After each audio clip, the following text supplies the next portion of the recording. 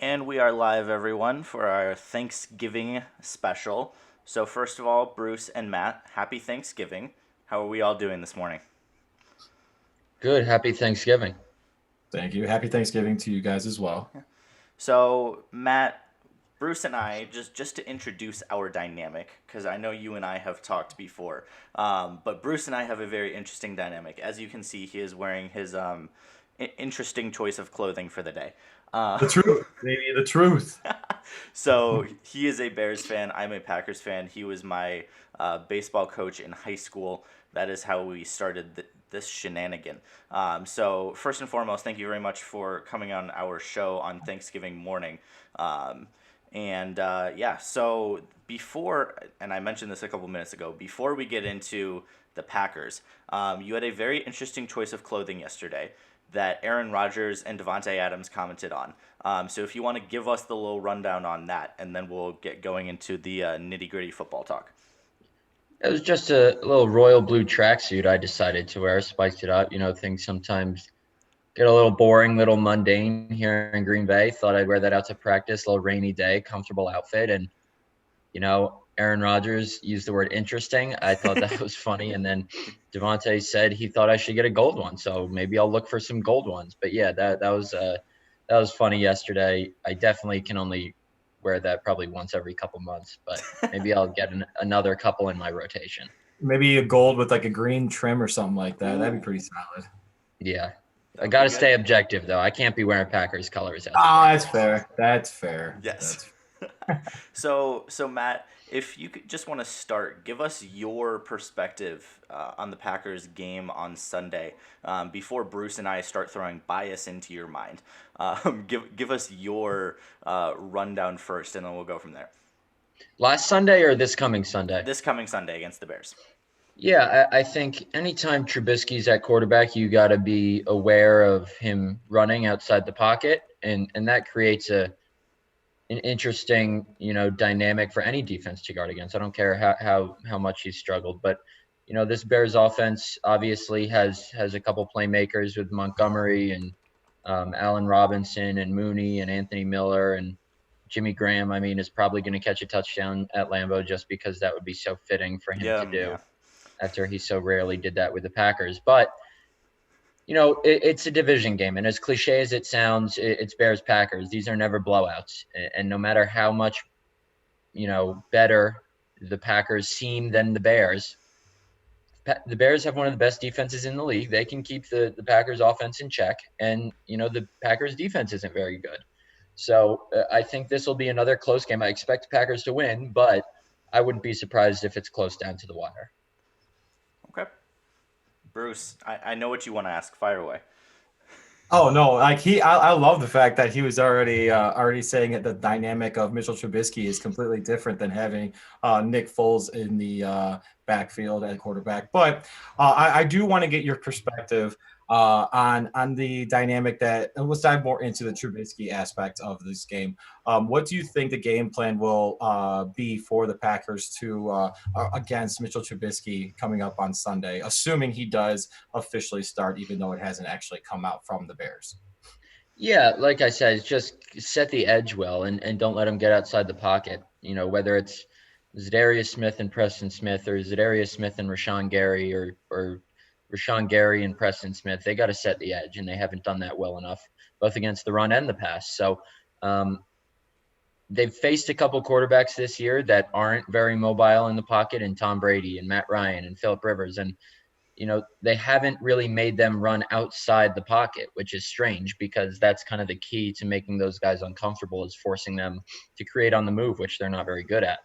Mitchell Trubisky can do that if he can do anything, and it'll be interesting to see if the Packers try and keep him in the pocket like they've done with all these stationary quarterbacks, or force him outside the pocket like you should really with any quarterback. So I think you should probably still try and force him out because Mitchell Trubisky throwing on the run isn't exactly something that should really scare any defense, but you can't let him just run wild. And he hasn't really done that against the Packers since he entered the league, but there's always a chance for something wonky to happen in prime time at Lambeau. Yeah, the Bears have only won 3 games since I think 2012. I think that was the stat that I read. Mm-hmm. So yeah, I feel you on that. Matt, something I'm interested in is the Colts came out in the second half, and after they realized that throwing the ball wasn't working, they pretty much decided to just run the ball down the Packers' throat. So, are the Bears going to. Let me rephrase. Should the Packers be worried about David Montgomery doing the same thing that Jonathan Taylor did to them in the second half? Well, I think any team would be wise to run the ball down the Packers' throat because they're not very good at stopping the run. So, yeah, I don't think they should be worried about it, but they know what's coming. They know that no matter who's starting at quarterback, it looks like Trubisky right now, that the Bears are probably going to give Montgomery his fair share of touches because that's the weakness of this Packers defense. You know, they said it after, excuse me, they said it after they lost to the Vikings, the 49ers this year. They said they knew what they were going to do, and they stopped it against the 49ers.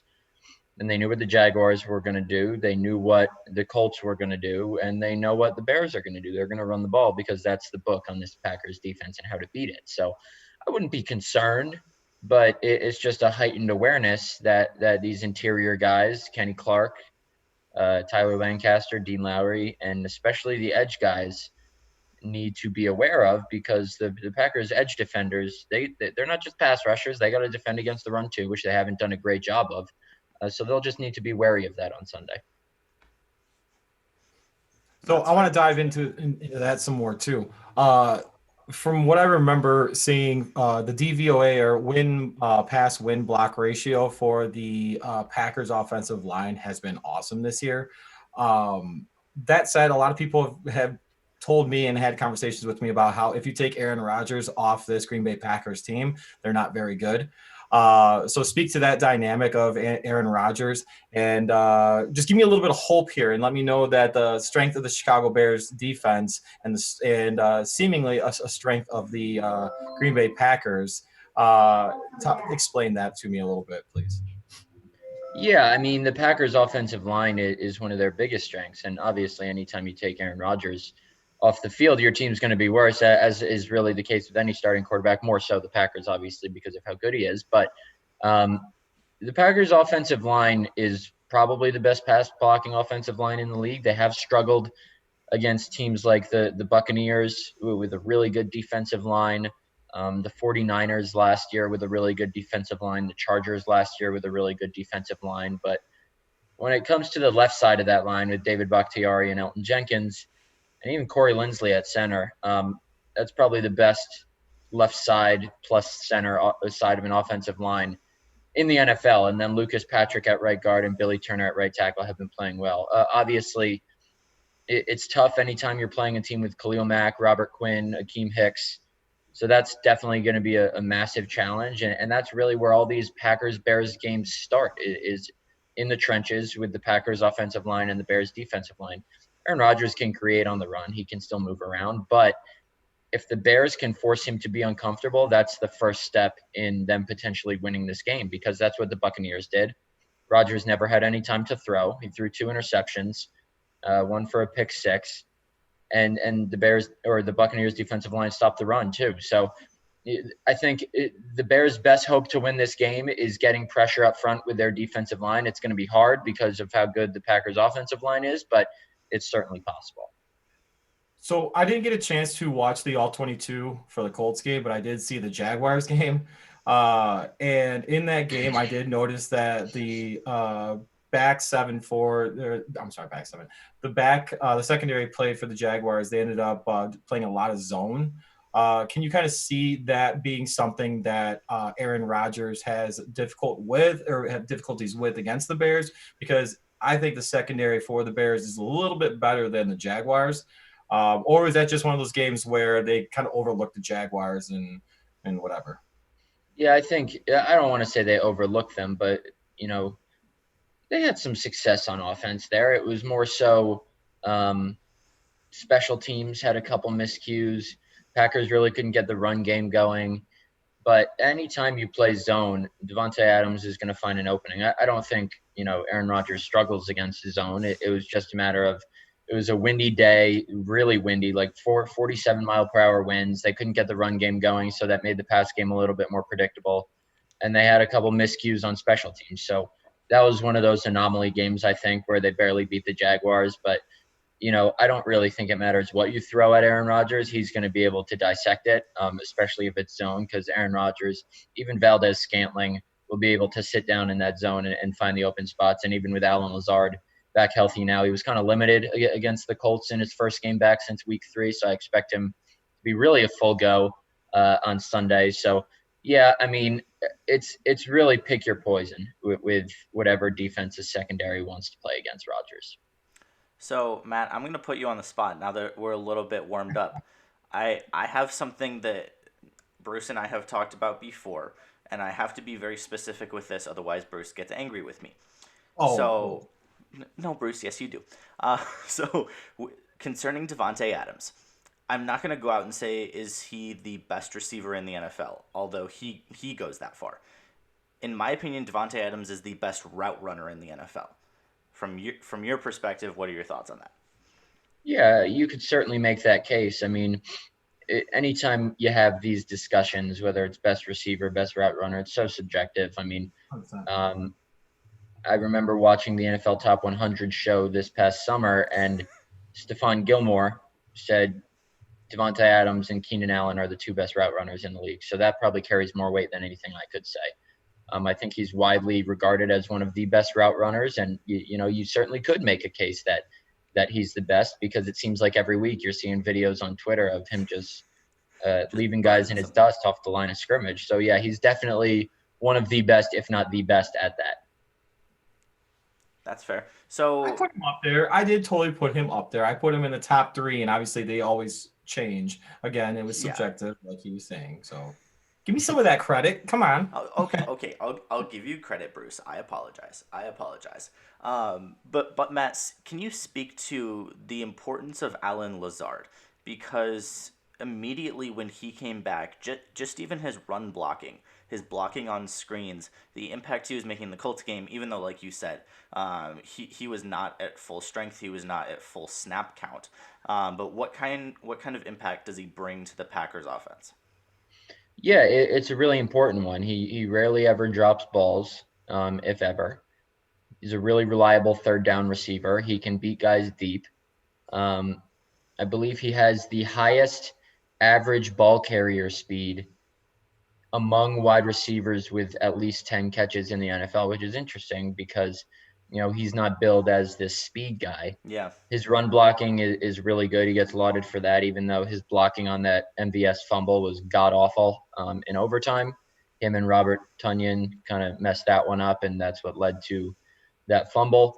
But otherwise, his blocking is really good. He's a really valuable piece to this offense. I mean, he's one of those guys that make you think, okay, maybe it's okay that the Packers didn't draft a wide receiver, which I'm not on that train. I don't really think it matters that they didn't draft a wide receiver. They have a really good top 3 if they're all healthy with Davante, Lazard, and MVS, and Lazard's really important in that trio, kind of ascending to that true number 2 spot. Everyone wanted to know, who would be the Packers' true number 2, and Allen Lazard definitely is that, and he brings a well-rounded repertoire to the game. So the one thing I want to mention also before Bruce goes off on something else, how is it, and this is more of just a curiosity thing, how is everyone mispronouncing Robert Tonyan's name for over a year?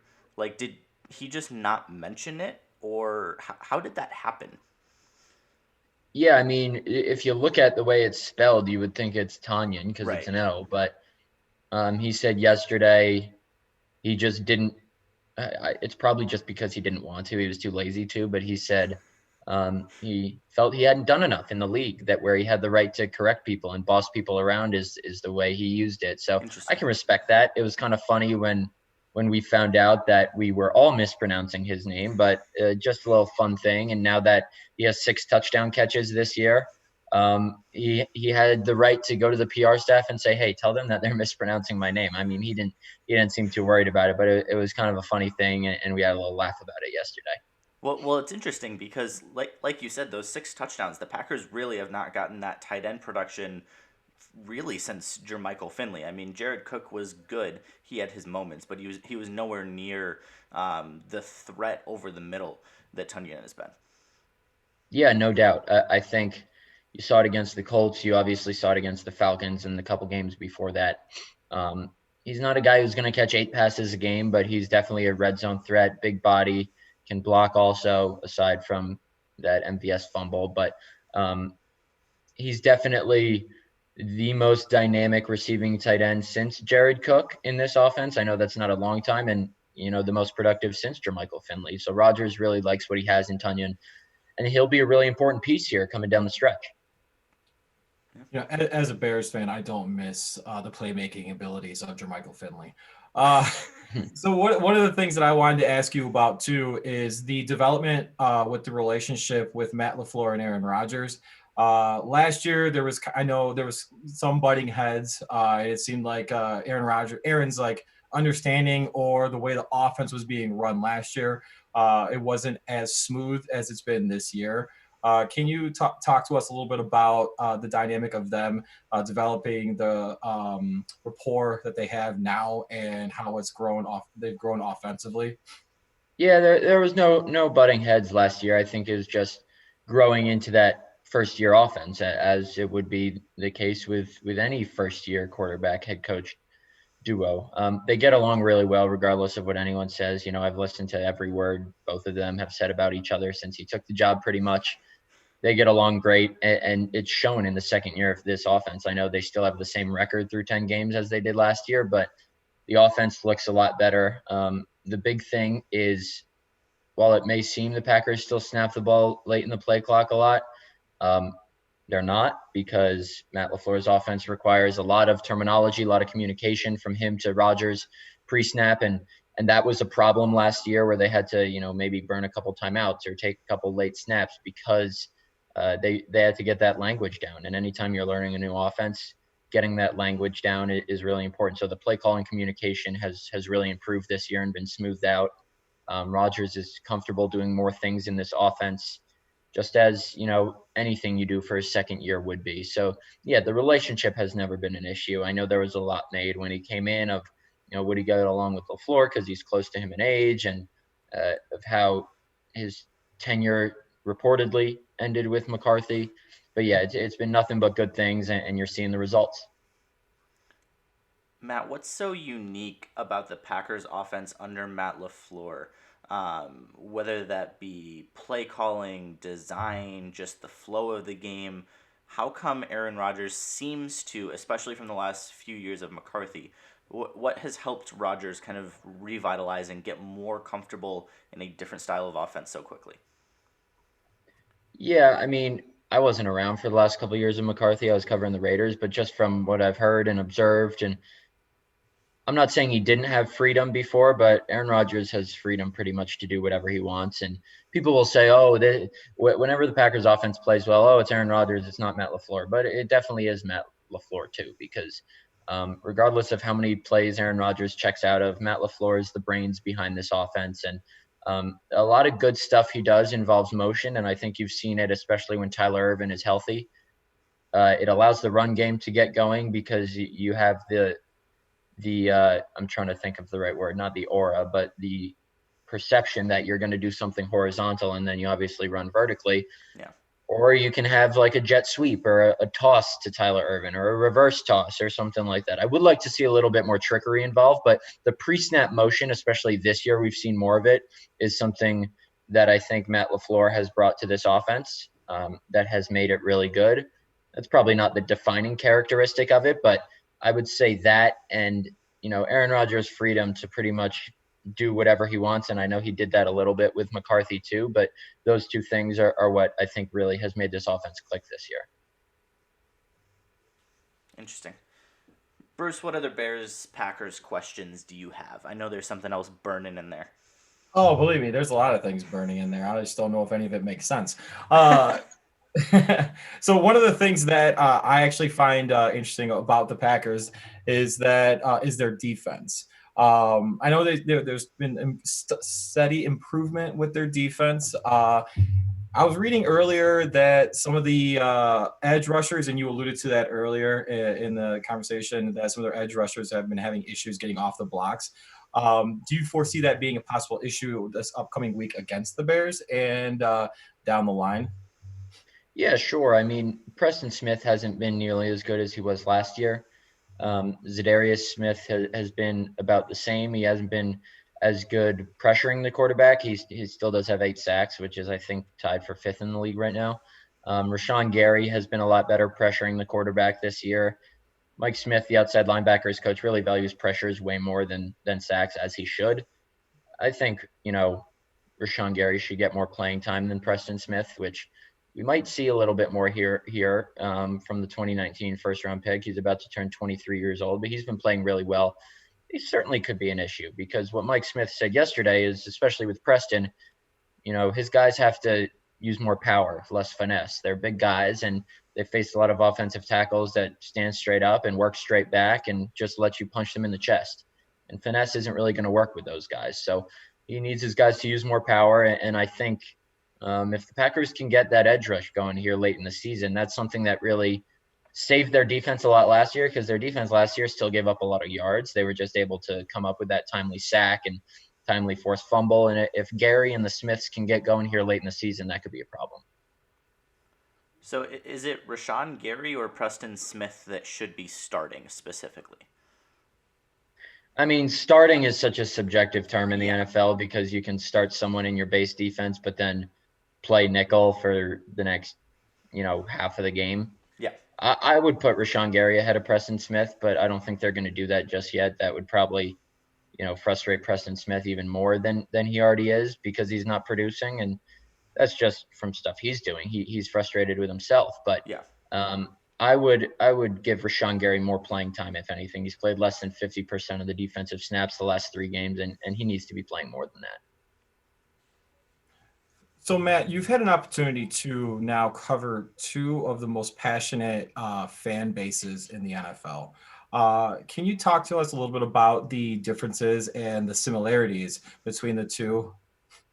Yeah, there's a lot of similarities. Like when I went over to London to cover the Raiders, you see Packers gear still. You see Raiders gear, and they travel so well to away games in normal years, obviously. But that's why I like covering those 2 teams, is because the fan bases are so passionate that they make you feel like your job matters, like you're writing for such passionate fan bases who care so much, both after wins and after losses. And it's awesome to see how much people care about a team and rely on you for, information, whether it's who's practicing on a certain day or what the result of a game is and why it happened. So both extremely I'd say there's probably 5 or 6 fan bases in the NFL that have that worldwide reach and worldwide appeal.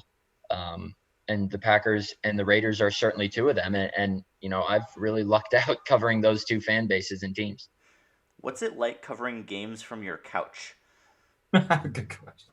Yeah, it's tough because you miss out on certain things in the stadium, whether it's interactions on the sideline or things guys do before the game. But for the most part, it's the same because, I love traveling and love going to these games. But obviously this year, that probably wouldn't be the smartest decision. Still have Zoom calls, so I can really do those from anywhere. But it's definitely been different. You might see a couple more things because, TVs show replays and announcers pick up on things that maybe I won't. But I always like being there for the actual real-time game atmosphere, and hopefully we can get back to that next year. Hopefully. Definitely. I agree.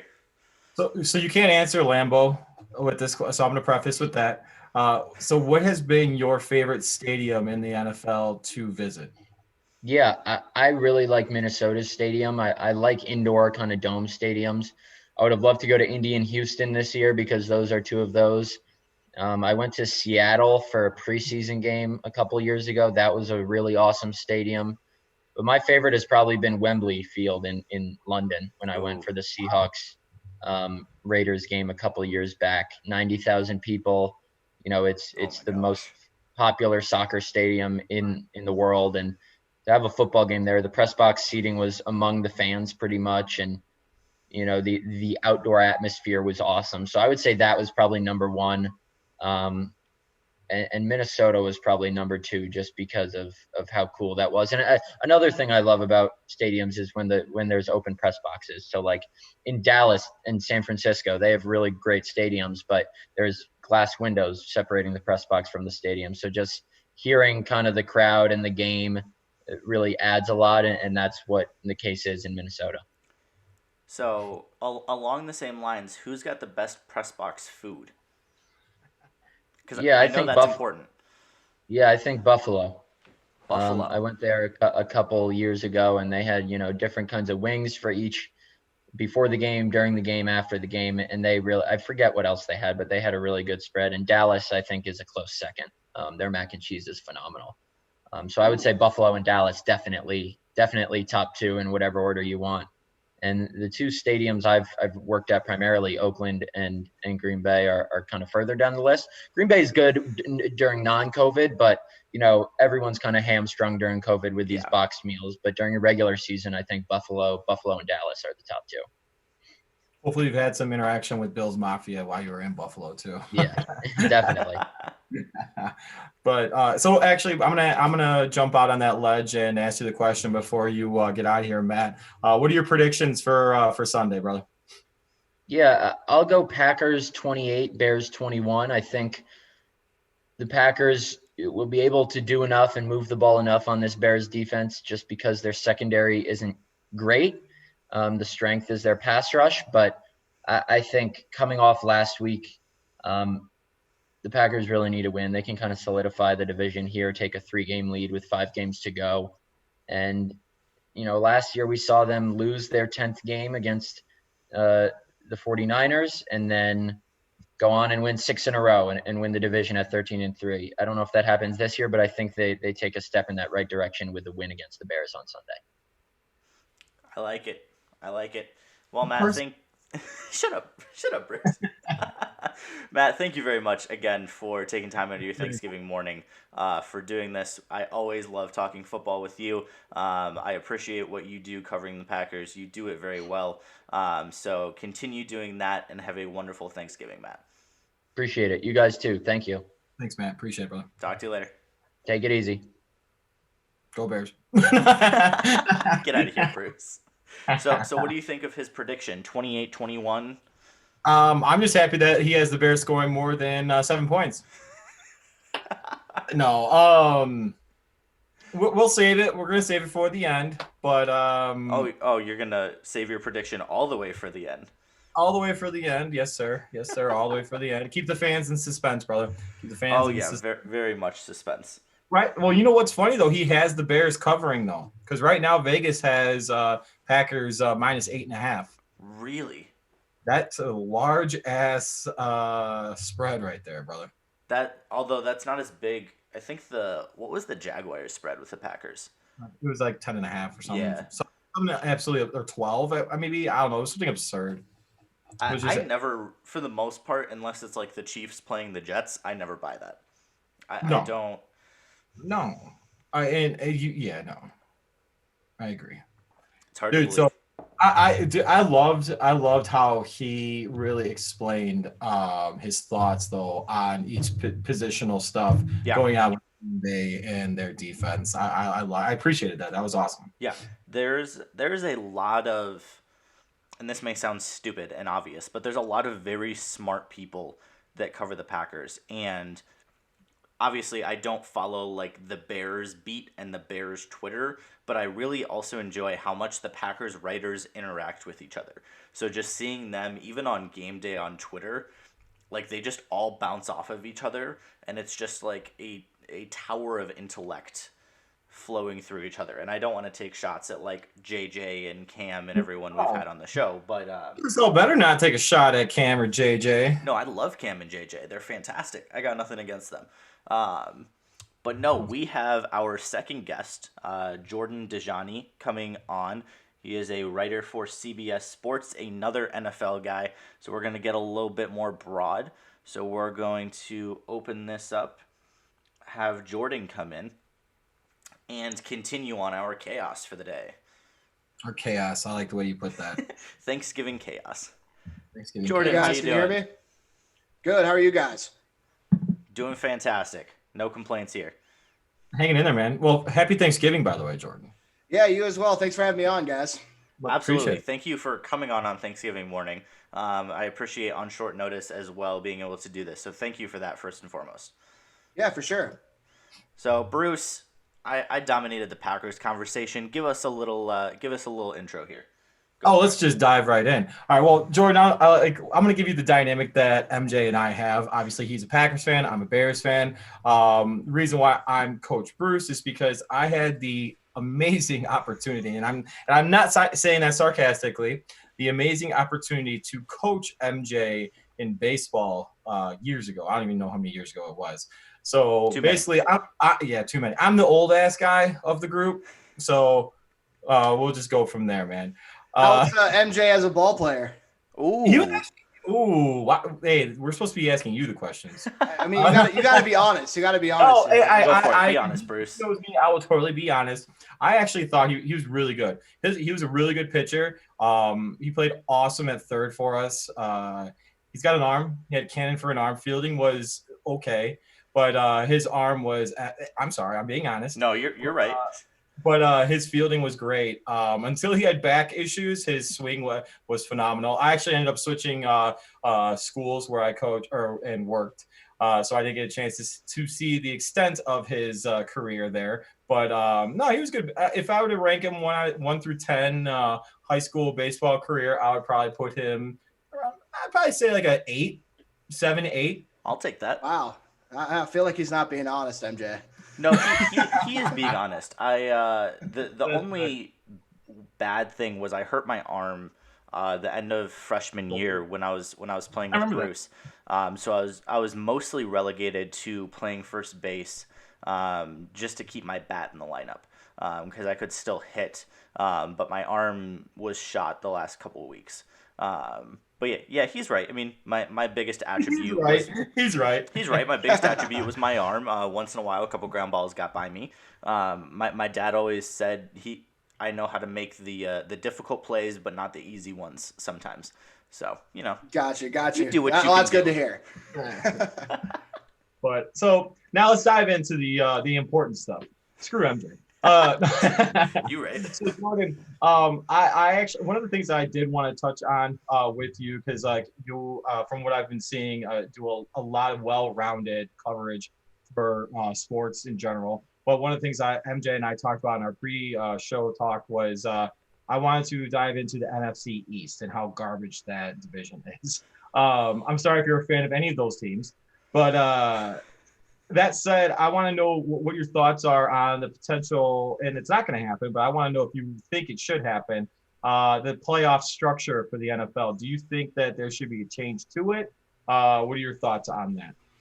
Yeah, this is a great debate, and obviously something that's really come to the forefront over the past couple of years. And to be honest with you, I'm a little divided. This offseason, we had the addition of another playoff spot for each conference, which some people like, some people hate. I thought it was a cool idea until I looked at the schedule, and I would have seen that. I think the Los Angeles Rams and Pittsburgh Steelers without Ben Roethlisberger would have made the playoffs, and no one wants to watch those games. But when it comes to the traditional structure, I'm okay right now, I think, with just having a team from each division obviously go to the playoffs and have the potential to have that home field advantage. Now, of course, it's a little different this year because the NFC East is absolute trash, and it feels like none of these teams deserve to get to the postseason. But I think I'm a person who's going to probably say that they should keep it the way it is. But I totally understand the argument for those who would like to see a change in the structure. That's fair. So you're not a fan of any of the teams in the NFC East, though? So, yeah, it's a good question. So I actually, I was born in a big RIP Redskins, Washington football team family. Right. I lived in D.C. for a couple of years. When I first started my career doing the NFL, I was actually more on the Washington beat. So that was a pretty cool experience. So yeah, I mean, I guess I'm wearing a Titans hat. I'm based out in Nashville. That's probably my team, I guess, if you had to pick one. But there is some love there for the Washington football team. Remember growing up, since my dad was a really big Washington fan, I hated the Dallas Cowboys as a kid. So yeah, I mean, there's probably a little part of me rooting for the Washington football team today, but it doesn't pain me to say that this is not a very good team. Really, the only people that are fans of the Dallas Cowboys are Dallas Cowboys fans, and even now, there's not very many of them. I mean, yeah, they're one of the most popular franchises, honestly, in the entire sports world around the entire globe. So, but you're right. There's not a lot of bandwagoners who are exactly excited and proud to say that they rep the star. So, and it's funny because I just recently moved to Dallas. My family moved in September, and I just got here a couple days ago from college. And there's the majority of people that I've seen. Just seeing sports gear around, you see workers wearing masks and stuff like that have sports teams.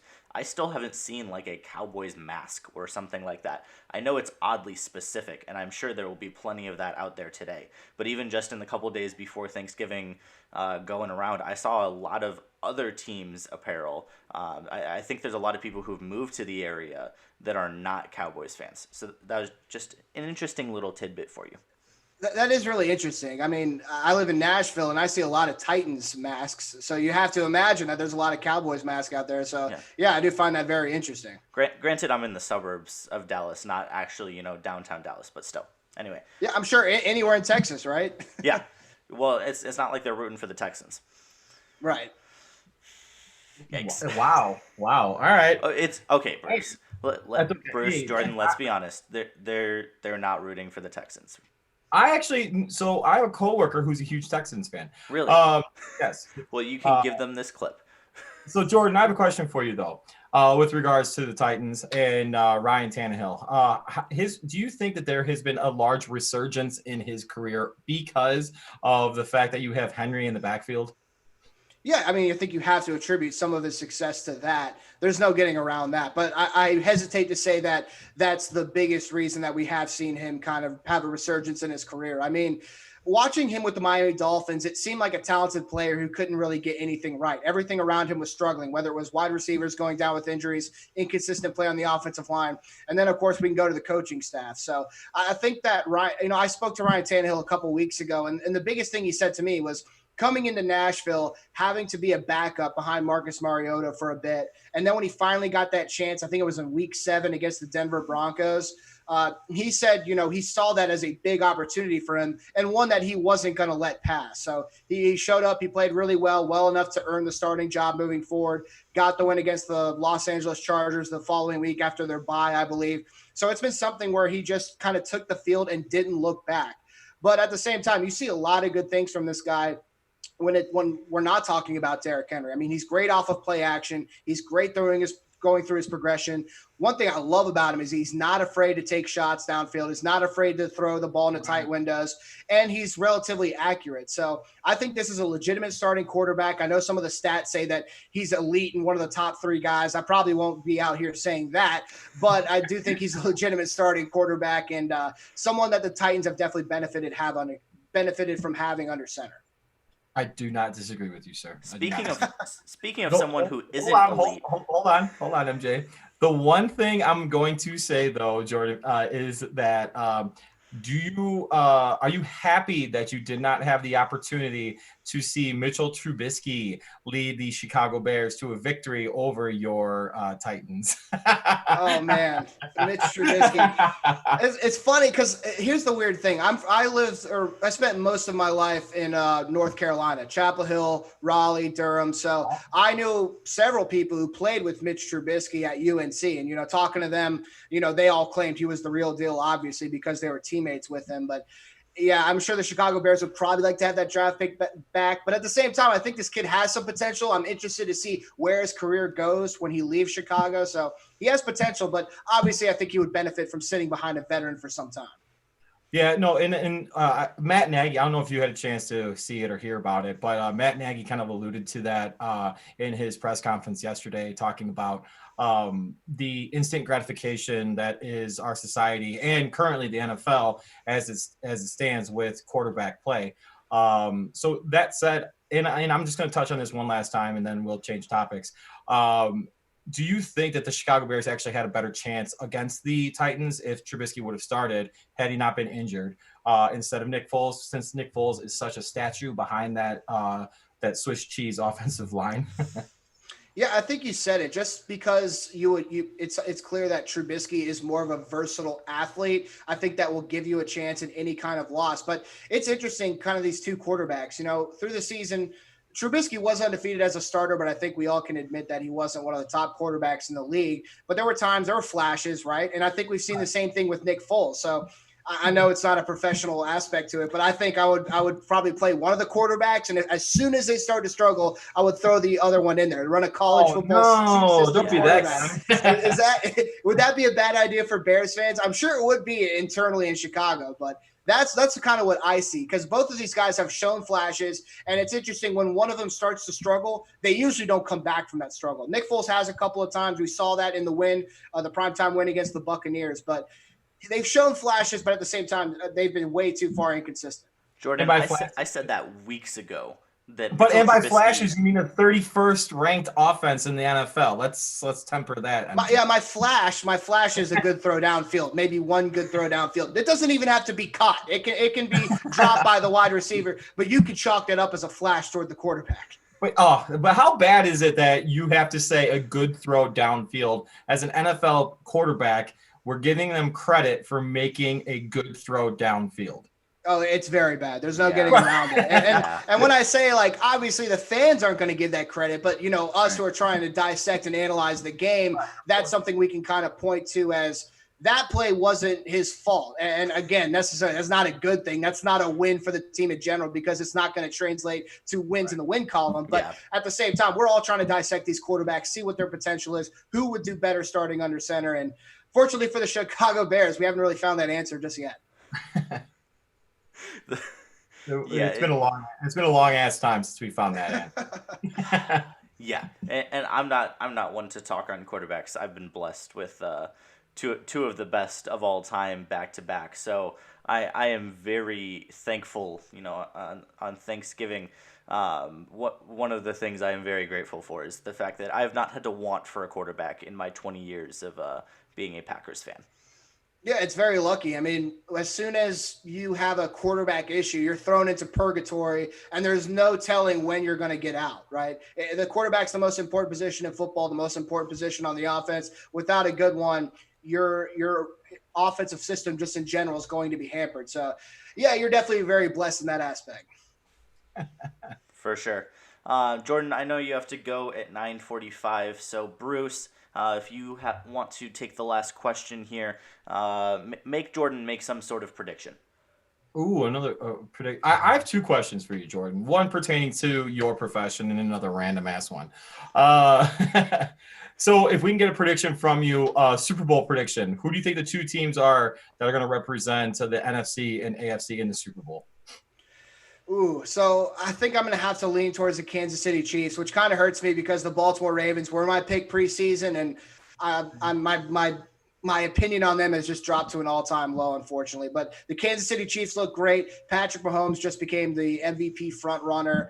Now, when it comes to the NFC, that's a very interesting discussion. I like the Packers a lot, but I don't know if they can remain consistent enough through the postseason to get there. We saw them get to the NFC Championship game last year until they ran into a buzzsaw, so that'll be interesting to watch. Another team that it's really piqued my interest as of late is the New Orleans Saints, to be honest with you. And it's not because the quarterback position. It's not because of the offense in general. It's really because of the defensive side of the ball. I think that their pass rush, their secondary has become a lot more consistent. They're making a lot more plays on the defensive side of the ball. So if the New Orleans Saints can keep that up, and obviously they have that reputation of being pretty good on the offensive side of the ball, especially when Drew Brees gets back. Michael Thomas is finally healthy. Emmanuel Sanders is making plays. We know Alvin Kamara is one of the most versatile athletes in the entire NFL. So the New Orleans Saints are definitely a team to watch moving forward. I know that Sean Payton's obsessed with Taysom Hill. I don't expect him to be the starter for the rest of the season. I'm sure Drew Brees is going to come back in a few weeks, but keep an eye on the New Orleans Saints.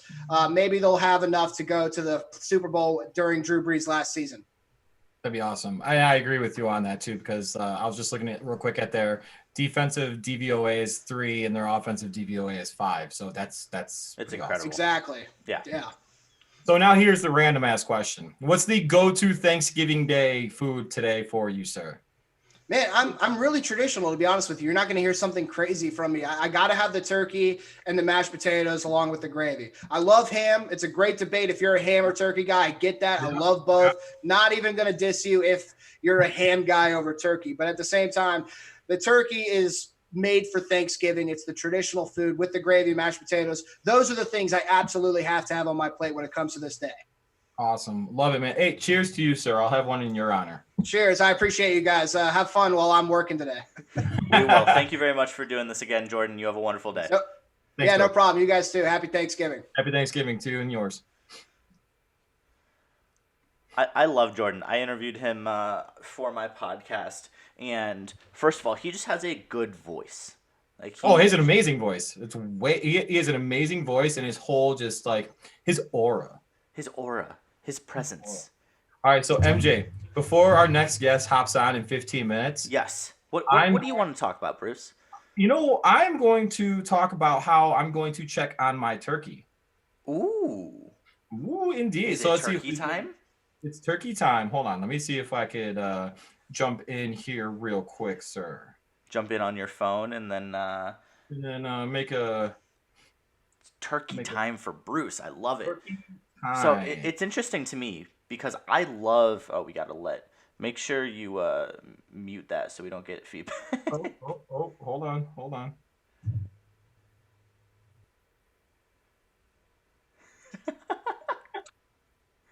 Okay, hold on. Let me turn it.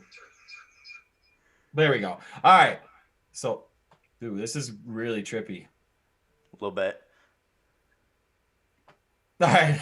Hold on. We're going to walk out there. So, MJ, please continue talking to our audience while I walk out to show my amazing turkey.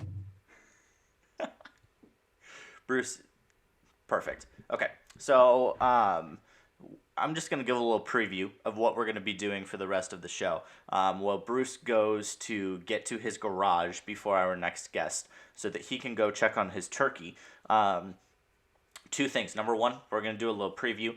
So at 10 o'clock, we're going to have Rich Hammond, who is the editor for the NFL division at The Athletic Los Angeles. So he does a lot of work with the Chargers. He does a lot of work with the LA Rams. So with Justin Herbert being one of the most exciting young players in the NFL, and then the LA Rams really doing much better than anyone thought. Even I had them finishing last in the NFC West this year. So with those two things, we're going to have a lot to talk about with Rich. And then, assuming everything goes well, we should have a very important, very cool surprise guest for you guys at 10:30. He is another NFL beat writer, a big name. Not that guys we're having on right now are not big names, but it's a name that anyone related with the NFC North should know ideally. At least I know the name very well. I've been hearing this name for a very long time. So that is what we have going. The other thing I want to comment on is I find very interesting the fact that Jordan brought up the ham versus turkey debate on Thanksgiving. And Bruce, Jordan brought up ham versus turkey. I am as much of a ham guy as anyone. But I'm not going to disrespect the tradition of turkey on Thanksgiving. I would not dare. No, of course not. Especially my turkey. So Yes. I love the fact that we're totally live right now. Let's take a look, Bruce. I want to see this turkey. I haven't even looked at it yet. Here, switch the. This is being old man. All right, we got here. Ooh, that's looking good, Bruce. I wish I had smell-o-vision, dude. We are live from the suburbs of Chicago with Bruce. Right? I feel like I'm a news anchor getting a field report right now. Yeah. So we're live right now on the site of a suburb of Chicago with Bruce's turkey. So is your turkey doing well? Are we doing okay? It's doing well. So we got the W flag going there. We got the Bears flag here. We got the workout bench here. Which that's how we roll. Clearly doesn't use very much, but it's okay. I don't. It's all natural, dude. It's all natural. Oh yeah. That's what they all right, like I'm gonna make my way back to the to the other screen. Okay. So that way we can reorganize this chaos that we have going here. Get settled down before Rich shows up. Perfect. I'll keep ranting about ham and turkey. All right, sounds good. Okay, so now that Bruce is gone, ham and turkey. If my dad is watching, he can attest to this. I'm not sure if he's here. I am one of the biggest ham fans that exists. Anytime I go get a sandwich, you go to Subway, Jimmy John's, Jersey Mike's, Pop It, like wherever you go, my first choice is going to be ham. If I don't have ham, I'm going to be a little bit upset, and that's okay. But on Thanksgiving, it's Turkey Day. You know, I mean, there's no ifs, ands, or buts about it. This is Turkey Day, and for anyone to Are you really ranting right now about turkey? Bruce, what did you want me to do while you were gone? let me just say this. My last comment will be, ham is for Easter, turkey is for Thanksgiving. They have their place. They are very appropriate on said day. I love ham as much as everyone. But if you want to go out there on Turkey Day and say, I'm going to have ham as my main course, you're disrespecting the day and you're disrespecting the tradition. And that's all I have to say about that. Oh man, did we really just go down that? That's a rabbit hole. Okay, Jordan brought up the rabbit hole. I did not randomly. It's not like I'm sitting here completely unable to talk by myself. Jordan brought it up, and it's something I'm very passionate about. And so I wanted to discuss that with the good people that we have watching. That's fair. That's fair. So I got to give him, I got to say something right now. So one of our viewers, Sean the God 23, wants to talk crap about my boy Mitch. So first of all, Shawnee the God, Mitchell Trubisky is going to lead your Chicago Bears to a W tomorrow. Oh, preview of what I was going to say later. They're playing on Friday? Friday. No, Sunday. I don't know why I said tomorrow. It's okay. I forgive you. The juices are flowing, and when I mean by juices, it's not what 10 o'clock. Your turkey day juices, yeah. 10 o'clock in the morning, and I have beer. So it's Thanksgiving. I'm thankful for our show. I'm thankful for you, MJ, and our viewers. I'm very thankful for you, Bruce. I mean, for anyone who has not heard the story, the fact that this happened and the fact that we have gotten here is very random. I mean, random to say the least. Yeah. Bruce was enjoying his evening apple juice, sent me a message, and I decided to indulge, mostly, honestly, because I was curious how it would go.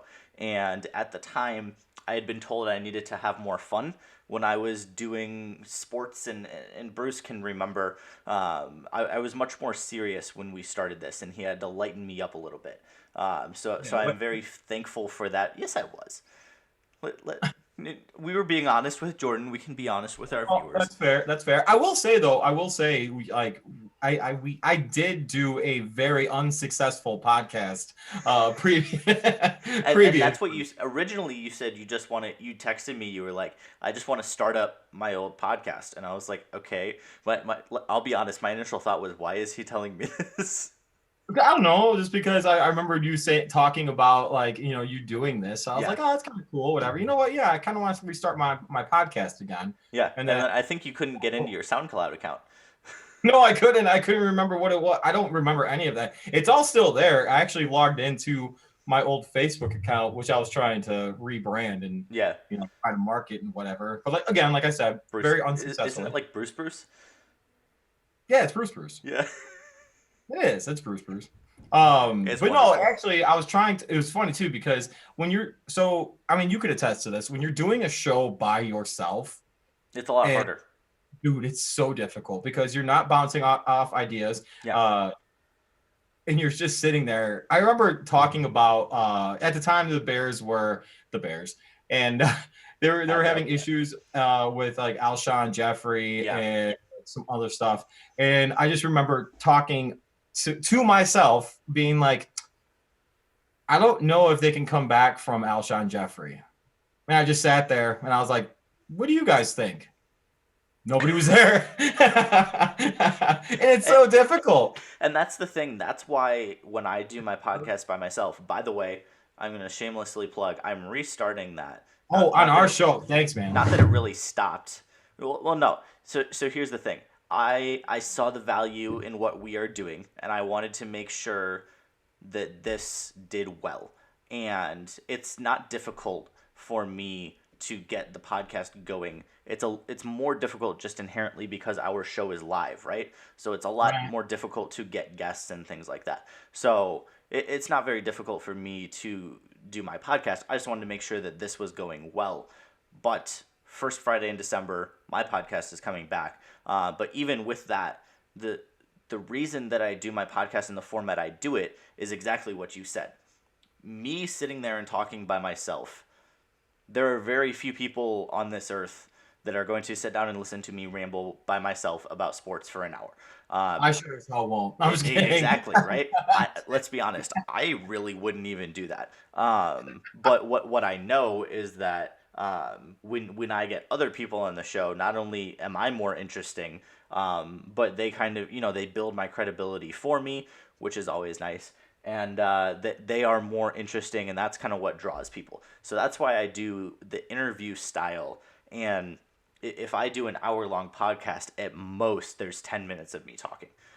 So that's why I enjoy doing this with you, because you're right. It's a lot easier when there's someone to bounce things off of.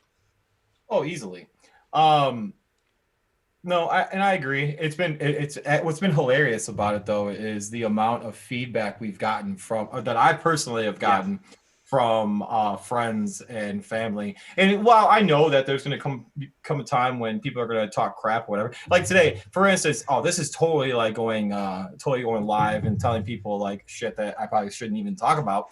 But no, this is like legit, because like it's kind of like anything you do in life as a professional or whatever, or like say like for sports, like I played sports, you played sports. Sometimes when you're right about to get into a game, like there's a rhythm and a flow. Yes. And you don't necessarily hit that right away. Yeah. But currently, like at the beginning of our show, I sure as hell was not in a flow at all. Well, and it's hard to be in a flow at 9 a.m.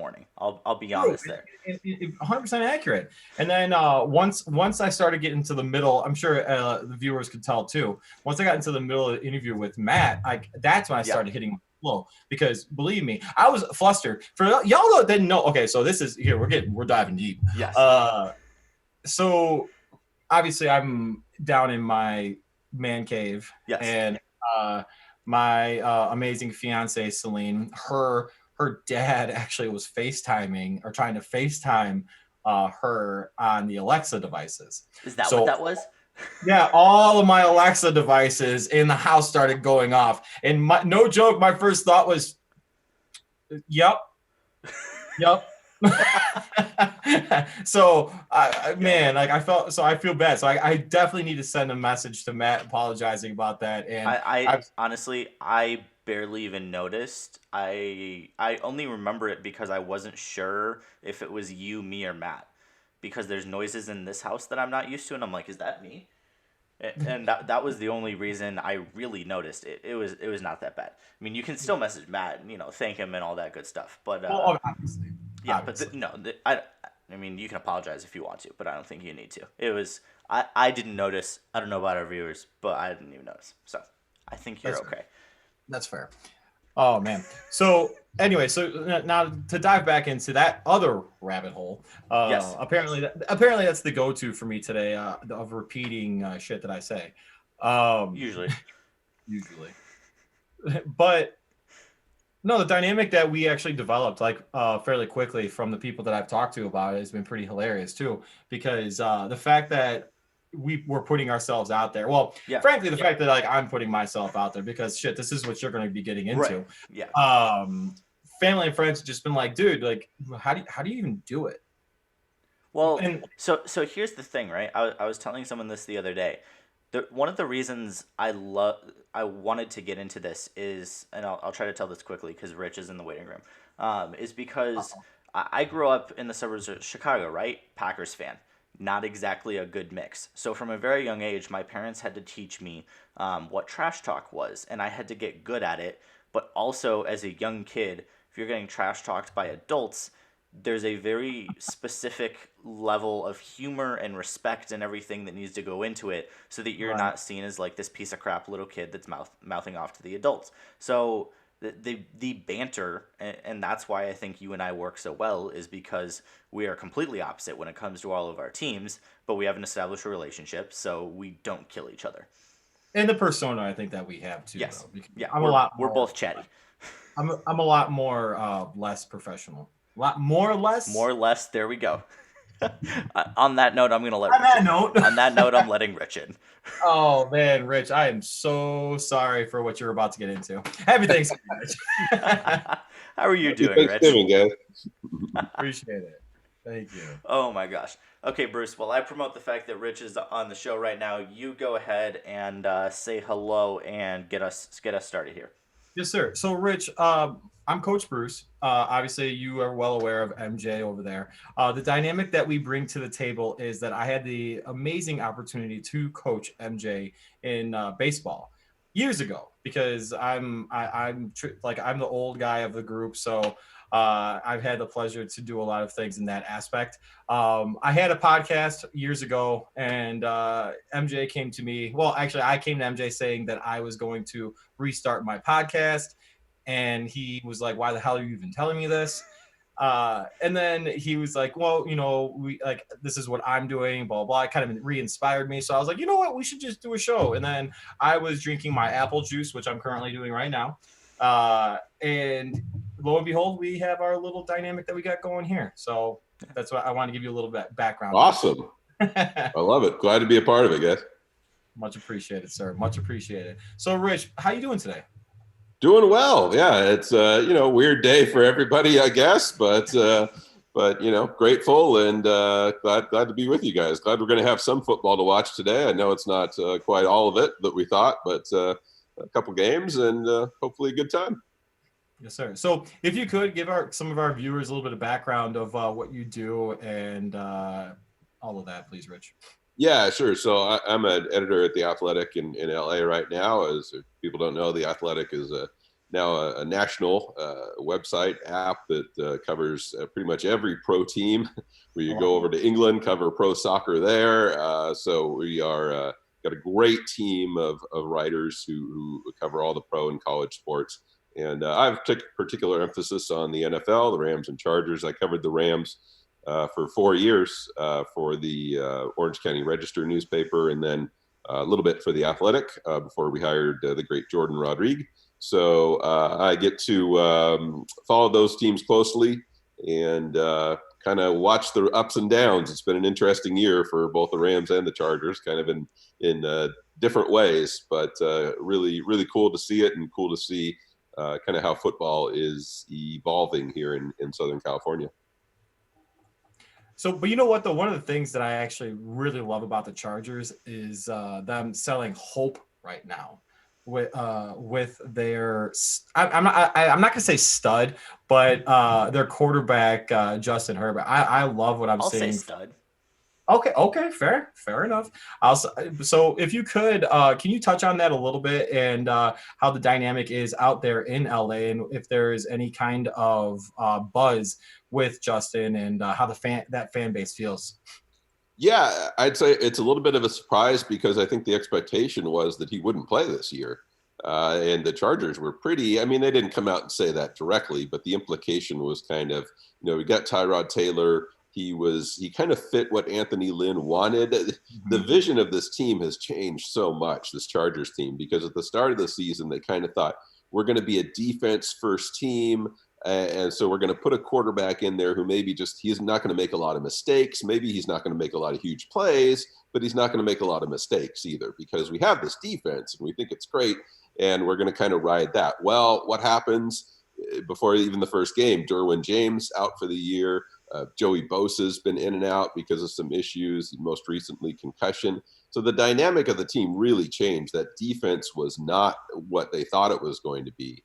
And then you pair that now with an offense that wasn't quite as dynamic either. So it really changed. And then, it's not funny, but poor Tyrod Taylor, he has a little bit of rib pain before a game and goes to get an injection, and the doctor punctures his lung. That's ridiculous.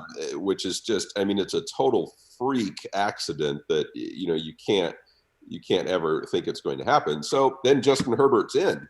Not part of the plan. Again, not at all. But he has really, really exceeded expectations as a rookie. And it's great experience for him. And yeah, it's definitely building a buzz. And they're not having the team success that they want, certainly, but he is really showing something right now. And like you said, giving them a lot of hope for maybe what the next 3 years can bring. So did you think you were going to start talking about a 3-7 team first before the 7-3 team? Well, you know what? They're a really interesting team. I mean, I know we'll talk about the Rams too, but they started the season against all these NFC East teams. They weren't a real interesting team. They're more interesting now than they were a little while ago. But the Chargers, I mean, it's just the way they've been losing these games, and just every week it's like something dramatic and something terrible. So it's kind of like they're definitely not boring. They're not good, but they're definitely not a boring team. So I can understand why they would get a little more attention maybe. Sounds like with the whole not good thing, sounds like you're talking about a team in the Midwest that I'm rocking right now. I wasn't gonna say it, but yeah. Another team that probably not quite the expectations that they had at the start of the year. Saw them against the Rams, obviously, and it wasn't quite what we thought it was going to be, unfortunately. It's because the best quarterback didn't start, but that's just a conversation. What I want to ask you about, and this is not a serious football question, what do you think of Justin Herbert's haircut? Oh my gosh. I couldn't believe what so for people who don't know, he had these if you go back and look at him at Oregon, I mean, he's got these long flowing locks. I mean, it's really like what you would think of as a Southern California quarterback, right? I mean, he fit the stereotype perfectly. And then I guess he decided like it was time for, I don't know, maybe the holidays, I don't know what, but I really don't know why he did this, but instead of, maybe, I know we out here, we can't do a lot of barbershop stuff and things like that, but Justin apparently decided that the best way to handle this was to have the strength and conditioning coach get a pair of clippers and just kind of take them to his head. And the haircut looks like you got it from a strength and conditioning coach. Let's put it that way. So I guess it was really funny. He just showed up, on a Zoom interview, and he just had this, all like a half a buzz cut, and everybody just kind of went, "Whoa, what did did you mean to do that? Was that the way you wanted that to come out?" So yeah, again, another thing where like you talk about the Chargers, bad team, but that just lit social media on fire because all anybody wanted to talk about was Justin Herbert's new haircut. Well, let's hope it doesn't turn into a Gardner Minshew type situation. People were like, "Oh, now he's lost his power because he cut his hair or something like that." Like, no, he still had a really good game after that, so I think he's going to be okay. Oh my gosh, you're right. It lit social media on fire, and that's one of the things I love about Justin Herbert is he wasn't afraid to play into it. He wasn't afraid to have some fun with it and poke some fun at it himself, and that personality will fit very well in LA.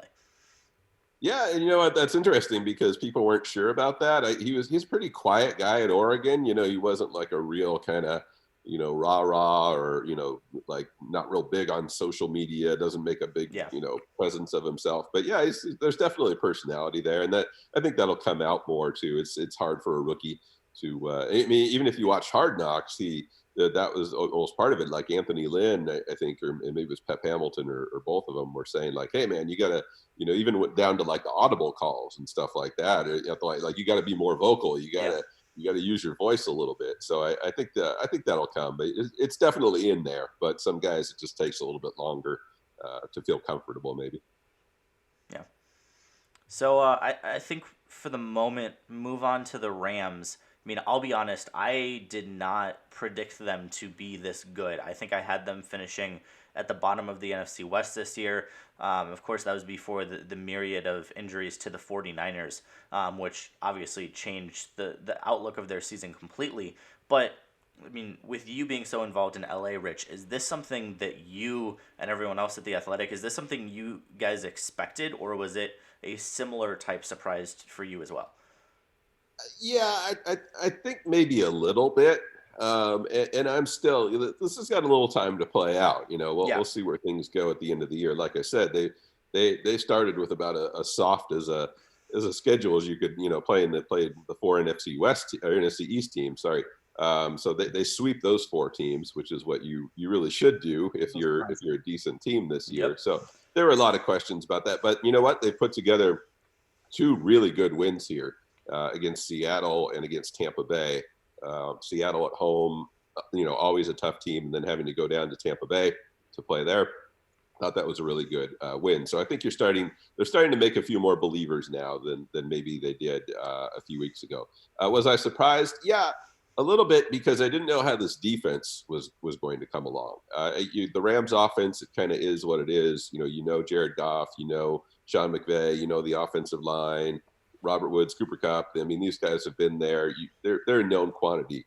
They made a big swing change on defense, kind of, letting Wade Phillips go, bringing in Brandon Staley, former Chicago Bears coach, who has never been an NFL coordinator before. So you looked at that and you went, ooh, young guy, never been a coordinator, no off season because of the pandemic, no preseason. So we kind of looked at that and went, well, this might take a little time, or this might not be the year to make that big swing on defense. And really, it's gone completely the other way. You look at this Rams team, and you could make a strong argument that it's a defense first team now, which is really funny to say for a Sean McVay team where you think about them scoring 30, 35 points. But this defense has been remarkable.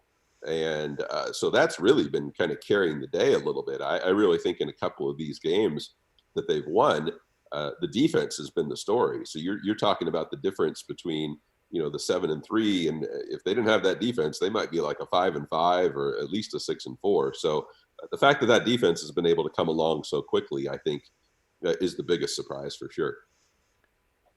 How big of an impact? Oh, go ahead, Bruce. No, I was going to say, and I agree with you 100% because Jared Goff, while not putting out amazing numbers this year, I think he's thrown like 2,500 plus yards and like 16 touchdowns. That sounds something like that. I think if you can get a mediocre play from your quarterback and have a great defense, you should have fairly good success in the NFL, especially right now. So that said, do you think that the Rams have a legitimate chance of winning that division with the Cardinals kind of starting to struggle a little bit, but in the Seahawks not having that same dynamic on defense or success on defense as the Rams are having? Do you just think that the Rams can maintain this stretch that they're currently on? I think they can. Yeah, I mean, the Seattle game kind of reinforced that a little bit. I didn't know how that was going to go, but that ended up being a pretty good game for the Rams. Consistency is the issue for this Rams team, and especially the Rams offense. Like I said, the defense been pretty consistent throughout the year. You pretty much know what you're going to get. That offense has just been a little bit all over the place. I mean, right before the bye week, they went down to Miami, and they were terrible. I mean, they couldn't, talk about Jared Goff. I mean, he had an awful game. They couldn't run the ball. They didn't try to run the ball enough, for one, and they couldn't do it very effectively. So then you look at a game like that and you go, oh my gosh, these guys are just pretenders. Like, there's no way they got to play Seattle in 2 weeks. What's going to happen then? And then 2 weeks later, they play Seattle and they have one of their best games of the season, if not their best game. And then pretty good this Monday against Tampa Bay. So it's kind of the consistency issue when you talk about Jared. Overall, you look at the season as a whole, I'd say pretty good, but the ups and downs have been so dramatic that you don't know what you're going to get almost from week to week. So that's kind of the problem. If they can find that consistency on offense, if they can keep playing the way that they've played the last 2 weeks, then yeah, I think they've got a good shot. I mean, this is another big game coming up on Sunday against the 49ers. They lost that matchup the first time around, which was another big disappointment because that 49ers team was super banged up then, and the Rams absolutely should have won that game just based on all of that stuff, and they didn't. So that's going to be a big game. They've got to get that one, and then still 2 more against Arizona, 1 more against Seattle. They have to play New England, and then they play the Jets. So you're kind of doing the math and going, well, how many wins is it going to take? Is it going to take 10? Is it going to take 11? It really kind of depends. Like you said, Bruce, I think it kind of depends on Arizona a little bit. What are they going to be down the stretch? Are they going to be a contender, or are they going to fall off a little bit? So it's everything I thought it was going to be, and it's really fun to watch that division from week to week. Agree. So speaking to, I'm sorry, MJ, no, but speaking to those inconsistencies, do you think that that's more pertaining to Jared Goff's inconsistencies, or do you think that's more of McVay's play calling inconsistencies? That's a really good question. It's hard to that's something we try to figure out too. I think it's a little bit of both. I think it certainly is a little bit of both. There's times with Jared where he's just not making good decisions, or he's hanging in the pot. He's got an issue with the strip sacks, and that's something that a coach can't. No play calling is going to solve that. Like, he's just got to do a better job at times, either with the pocket awareness or just whatever it is, tucking it in or throwing it away. So that's a little bit of an issue for him. The interceptions at times can be an issue, just making good decisions with where you put the ball. But I do think a lot of it is the play calling. And, you go back to that game in Miami that I talked about, he threw the ball, I think, 61 times, and that's just too much. Yeah. And the game was not, people looked at it and said, well, they were down by 18 at halftime. Yeah, they were down by 18 at halftime, but the Rams defense had not really given up anything. One of the Miami touchdowns was off of a fumble return. Another one was off of an interception that got returned to the 1 yard line. So point being is that it was an 18-point game, but it didn't feel like an 18-point game. And the Rams just completely abandoned the run in the second half and put everything on Jared at a time when they were not having a lot of success facing the blitz. So that was too much. So Sean's got to do a better job at times with that run pass balance. He's got to do a better job at times of moving Jared around, even though you don't think of him as a real athletic quarterback. He does a good job on boots, on things where he can kind of get out of the pocket a little bit and throw on the run. He's good at that. That's an underrated skill for him. So overall, I think there's a little bit of both. But yeah, I don't think it should be underestimated that it's on Sean McVay a little bit to make sure he's putting Jared in those good spots. Rich, can you talk about how much Sean McVay and also Kyle Shanahan, the style of offense they run, how much it has kind of trickled down to the rest of the NFL? The Packers use that now. Like, what is it about this style of offense that is so unique and so important to the success in the new NFL? Why has it been so revolutionized, and why are so many people using it now? Yeah, well, you talk about the Packer. I mean, Matt LaFleur, spends a year or two under Sean McVay and gets that job. Probably a big reason for that. But yeah, it's Sean's kind of MO or whatever is he wants everything to look the same. I mean, for a while, this has evolved a little bit since 2017, but the premise is still pretty much the same. He's out there in 11 personnel, and you line it up and you make it all look the same. You can't get a good read pre-snap on what they're trying to do, and then he'll throw anything at you. And the really good thing about those Rams, just as an aside, is those receivers that they have when you talk about, especially Cooper Kupp and Robert Woods, and then throwing in a rookie like Van Jefferson. Those guys are so interchangeable. Like, you can line them up anywhere. They can all the route trees that they can run. You can do a lot with them. So I think he found success with that right away. And then he's brought in a lot of that. People have different terms for it, but the ghost motions and the things like that, and again the type of skill sets that those guys have. Robert Woods can do that. Cooper Kupp can do it. They even put tight ends. They even will give Tyler Higbee or Gerald Everett in that situation. So working those edges, that sort of thing. I think he's been really good at that sort of thing. Kind of just trying to disguise it, trying to be a master of disguise. And not let those defenses get those reads on him. So he's had to evolve a little bit. Yeah, I think you saw some growing pains, especially last year. A team like the Chicago Bears were one of the first ones to kind of figure that out a little bit and put them in some difficult situations. So they've had to evolve, use a little bit more 12 personnel. They've even gone 13 a little bit, which is not something that Sean is really known to be doing. So they're mixing it up a little bit more just to not be as predictable. But yeah, it's, people, I'll tell you, I'll end the question with this. A lot of people said, last year, defense have started to figure out Sean McVay, and I don't really think that's it. I don't think that's something where you go, they solved the puzzle, they figured it out. I mean, everybody has to evolve a little bit. I don't care what coach you are. You can't just run the same things year after year after year. So I think you're seeing that a little bit this year, but he's never going to stray too far away from what he believes in as a play caller. And you shouldn't. And we're seeing that in Chicago. Right. Yeah. One of the things that I wanted to touch on too was the dynamic that, again, there's that word again, dynamic, that McVay has in his play calling with the deception. Can you talk a little bit more and describe a little bit more on, and like you said, you did a good job of it, the 13-man, 12-man, 11-man. But what has been the most consistent that you've seen from him in his play calling this year?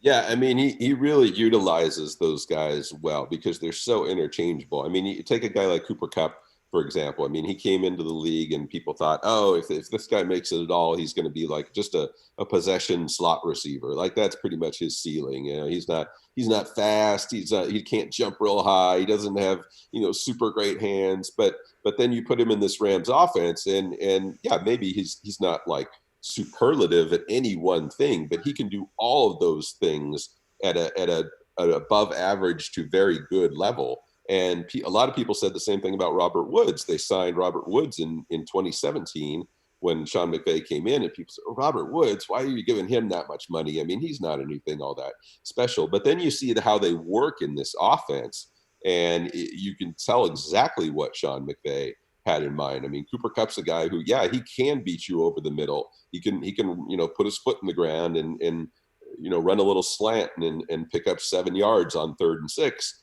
And then the next play, he can put a double move on you and, start to run that same route, put a second move on you and go up the sideline and make a catch. So they do a real good job with that stuff. They've had a couple, pet plays recently where they break the huddle really fast.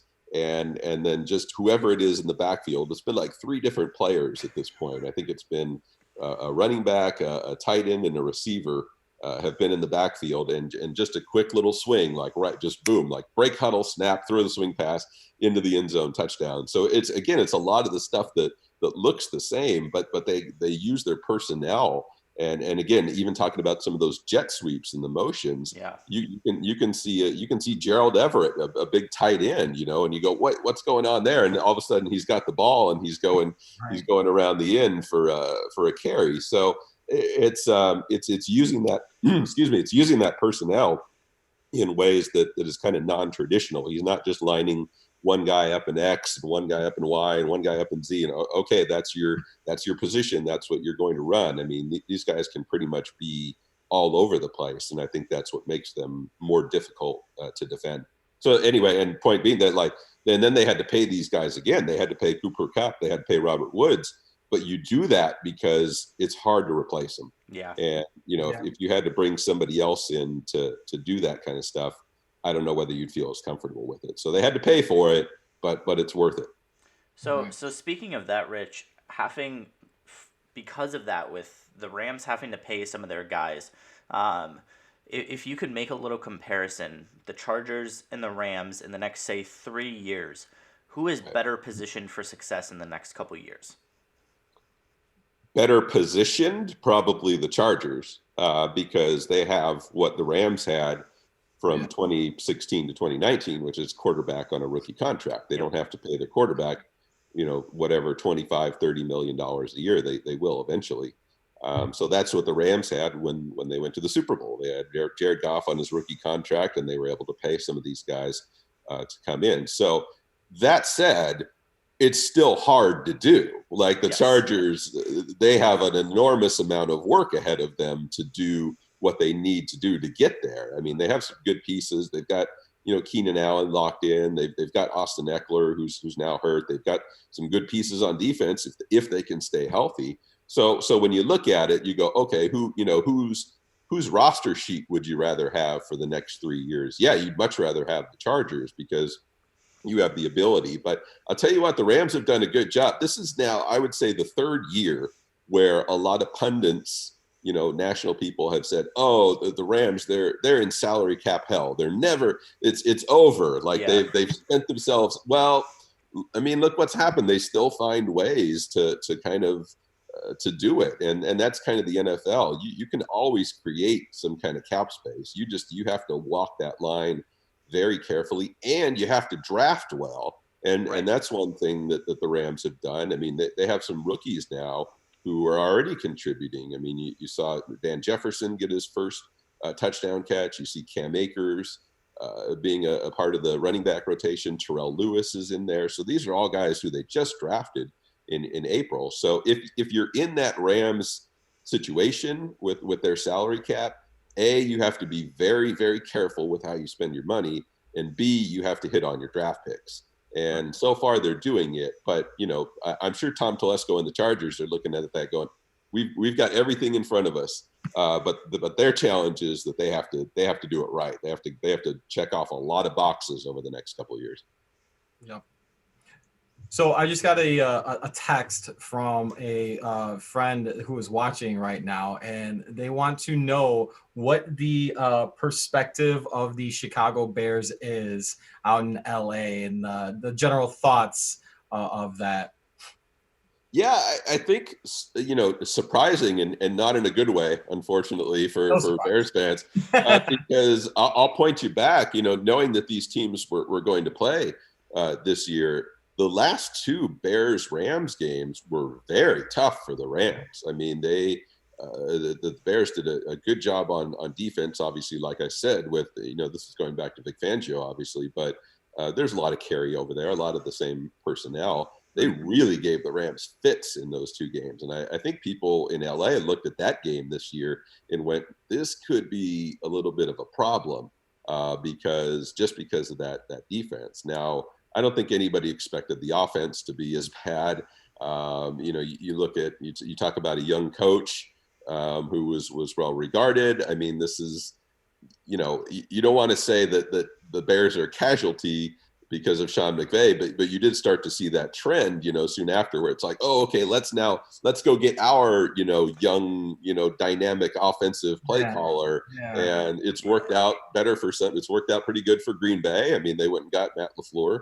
And he's helps to have a Hall of Fame quarterback, though, too. It helps to have Aaron Rodgers. Yeah. He does. You're right. I think it speaks to, I think it speaks to out here. Yeah, you've got to get that quarterback situation right. And then obviously there's been some, I know David Montgomery's been out, things like that. So I think I think there's certainly been a little bit of maybe disappointment that game wasn't as strong as it was, and that team is not as strong as it was, because that was another game, just to be honest with you. I mean, that was another game where the Rams won that game, and I think people out here who were a little bit skeptical said, that's not really a quality win, just to be honest, just because of the way that team played. So I'd say disappointing. Fair enough. So before I have two questions, one for you that's going to be serious and legit, and the other one that's not so much. Okay. So the first one we'll go legit.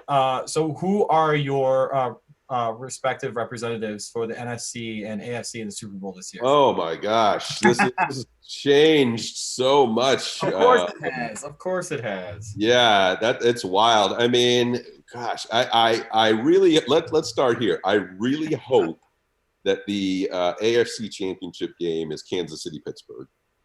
Because yes. I really want to see that game, and see them. I can't bet against the Chiefs. I can't unless they were to suffer some kind of injury or something like that. I mean, people talk about a Super Bowl hangover. There's not a whole lot of Super Bowl hangover there. That team looks really, really strong. I love Patrick Mahomes. I loved watching that game this past week that they played.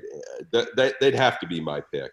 But man, Pittsburgh is really tough too, especially with that defense. So I don't know. I want to see that game. I'll leave it there. I'll say Chiefs, but I really hope that we see that game. And then, gosh, the NFC is going to be really interesting here. I mean, a week ago or whatever it's been, I would have said the Saints pretty easily. And now I don't know what Drew Brees' situation is going to be. I mean, it seems like every other day we learn he has another cracked rib or something. I mean, I don't know how many. 10 now? 11.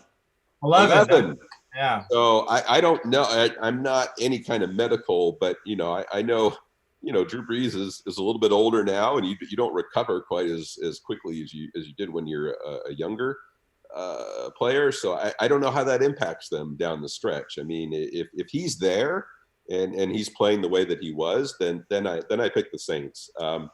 If it's not them, wow, I don't know. I put the Packers there. We can eliminate one division off the top of our heads. It's not going to be anybody from the NFC East. I don't really see Tampa Bay getting there. The NFC West, again, it's who shakes out there. You could easily see. I think you probably do see one of those teams making the NFC Championship game, whether it's the Rams or the Seahawks or the Cardinals. If I had to pick one of them, I still probably put my money on Seattle. It's a veteran team. It's a quarterback who's been there. It's a coach who's been there. So I don't know. Maybe we'll see Saints Packers, or we'll see Saints Seahawks, or Packers Seahawks again. That would be interesting. So I don't know. So I'll say Saints, assuming that Drew Brees is back. Fair. And then last question for you, sir. Go to Thanksgiving Day food that you're like, can't wait to eat today. Oh my gosh. Pretty much everything, but I do love the yams. I love the sweet. A little bit of the sweet. There's a lot of savory on Thanksgiving, so you got to mix in a little bit of the sweet too. But my biggest one is pumpkin pie. So that's the afterwards. Although I would eat it before if that was socially acceptable. But we'll have to wait on the pumpkin. I could eat pumpkin pie 365 days a year. But so that'll be it. But love everything and grateful to have all of it. Awesome. Well, Rich, thank you very much for doing this again on short notice on Thanksgiving morning. So we will let you go. Enjoy your Thanksgiving. And once again, thank you for taking part in our Thanksgiving show. No problem, guys. Happy Thanksgiving. Happy Thanksgiving, Rich. Thank you. And we are going to seamlessly transition to Rob. That was great, by the way. Yes. That was good. How you doing, Rob? Hey, what's up? Can you see me all right? Yeah. Yes, perfect. We can see you perfectly. How are you doing, Rob? Good. Who all's on? So this is MJ, and then we've got Coach Bruce. So to introduce our dynamic a little bit, Bruce is a Bears fan. I apologize for him. He's a good human being otherwise. And then, so Bruce was my high school baseball coach. So that's how we know each other. All right. I grew up in Chicago, so being a Bears fan's okay. There you go. See? There you go. Bruce, so Bruce, Rob actually went to Meadows. Oh, really? Oh, so we're all MSL guys here. Yes. Where'd you go, Bruce? I went to Elk Grove. Okay. Yeah. That's interesting. Right. And currently I still work in the district too, so that well, I don't care. They can know. I actually work at Hersey High School now. Oh, nice. So we've got almost all of them covered.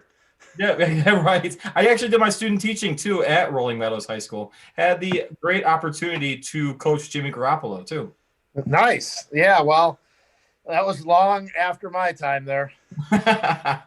That's fair, Rob. But yeah, so Rob, if you could start off, give us a recap of last week's Packers game, and then with the defensive prowess that the Colts had coming into the game, that's the emphasis for the Bears. Give us a little comparison there of what we might expect Sunday.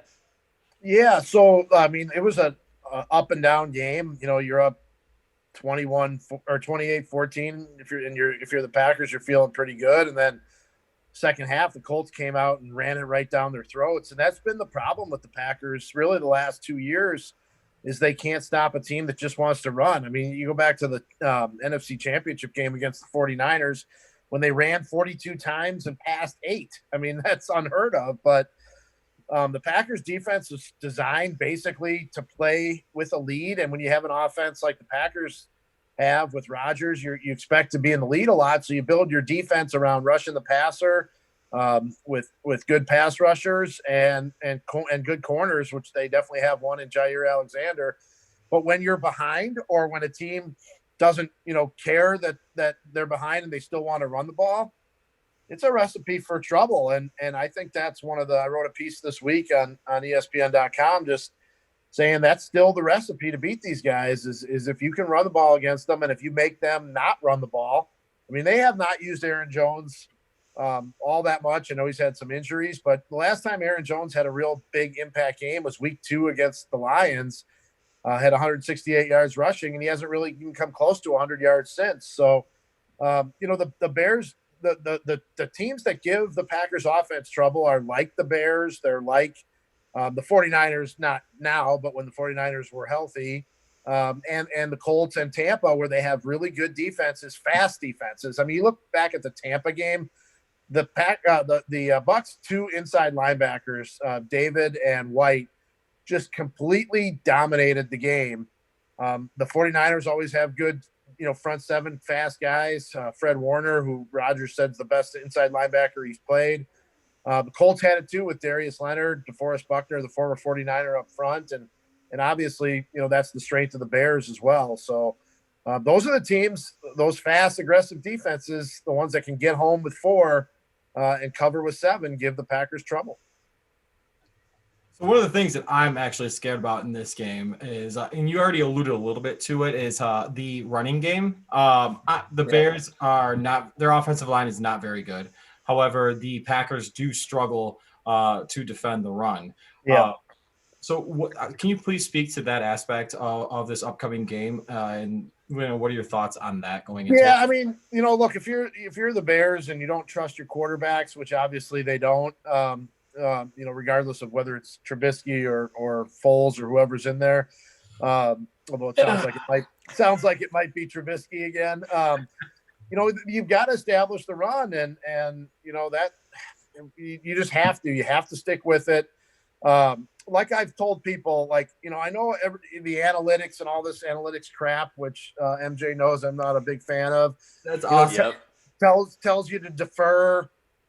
If you win the coin toss, you can do the double up thing at the end of the half. But if I were playing the Packers and I won the coin toss, I would take the ball and try to get a lead early so that you can make them play from behind, and you can make them defend the run a little bit.